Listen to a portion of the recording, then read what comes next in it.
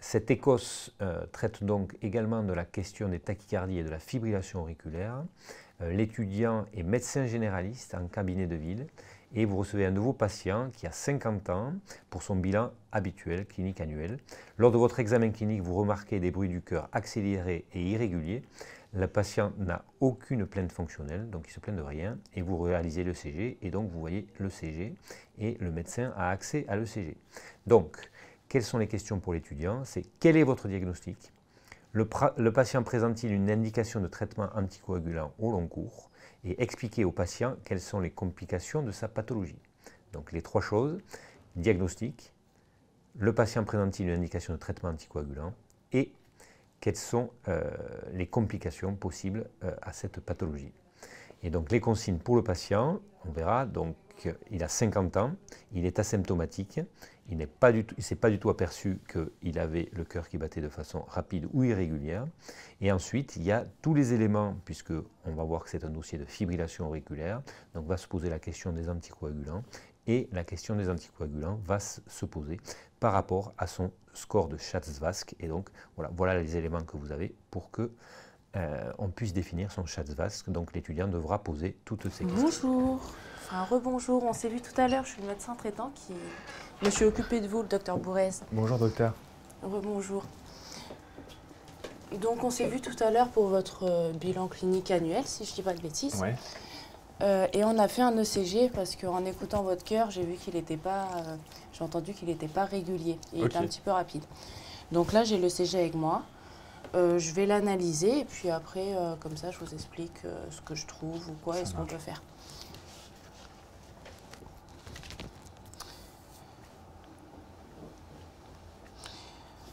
Donc là, on retrouve un rythme irrégulier, tachycarde, avec une moyenne de 100. Les QRS sont fins. On ne retrouve pas d'onde P. Et on retrouve ce qu'on appelle une trémulation de la ligne de base. Hormis ça, il n'y a pas de trouble de la conduction et il n'y a pas de trouble de la repolarisation. Donc mon diagnostic, c'est une fibrillation atriale sur l'ECG. Donc maintenant, la fibrillation atriale, je vais vous expliquer un peu ce que c'est en fait. C'est un trouble du rythme. Ouais. C'est même le trouble du rythme le plus fréquent. C'est votre cœur qui bat un petit peu trop vite et un petit peu n'importe comment. Donc, ça fait que vous arrivez quand même à le supporter parce que heureusement le cœur est bien fait et il arrive quand même à le filtrer. C'est les petites cavités, parce qu'on a des grosses et des petites cavités dans le cœur. Ouais. C'est les petites cavités qui ont un problème. Heureusement, les grosses, elles arrivent à ne pas être impactées par ça. Mais ça peut quand même avoir des répercussions au long cours. Est-ce que je vais le sentir ? Pour le moment, vous ne le sentez pas. Okay. Mais c'est possible d'avoir, oui, des symptômes qui sont à titre de palpitation. Et comme il y a aussi des complications, c'est pour ça qu'on peut mettre un traitement anticoagulant. Donc, pour ce traitement anticoagulant, nous, on a des critères que je vais vous poser quelques questions pour les chercher. Et comme ça, après, on verra si on vous en met un ou pas. Okay. Donc, pour chercher, pour le traitement, on utilise un score qui s'appelle le score Schatzvask. Ouais. Donc, la première question que je vais vous poser, c'est est-ce que vous avez un rétrécissement mitral, rhumatismal ou une valve? Pas à ma connaissance, non. D'accord. Donc, est-ce que vous avez une insuffisance cardiaque de connue ou est-ce que vous avez déjà fait des décompensations? Non, on n'en a jamais parlé, non. Non. Est-ce que vous avez de l'hypertension?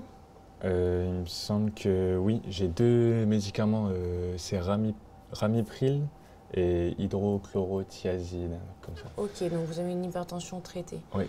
Est-ce que vous avez 50 ans, vous m'avez dit? Oui, c'est ça. Vous avez du diabète? Oui, un diabète type 2. Et j'ai un médicament aussi, c'est le metformine. Ok, donc vous avez un diabète de type 2 traité. Est-ce que vous avez une notion d'AVC peut-être dans le passé? Non. D'embolie en général? Non, ça vous dit rien, ces termes. Et peut-être au niveau de vos vaisseaux?